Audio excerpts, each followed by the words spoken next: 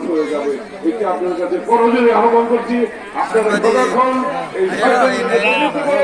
এই শয়তানদের দাঁড়িপাল্লাকে প্রতিহত করে আগামী দিন আমাদের শহীদ রাষ্ট্রপতি আমাদের গণতন্ত্রের মা বেগম খালেদা জিয়ার দলকে প্রতিষ্ঠিত করে আমাদের দেশ নায়ক রাষ্ট্রনায়ক আগামী দিনে 18 কোটি মানুষের হৃদয়ে এখনই তিনি আমাদের আগামী দিন রাষ্ট্রপতি হওয়ার যে ধারণ করেছেন প্রিয় নেতা তারেক রহমানের দলকে প্রত্যাখ্যান করবেন।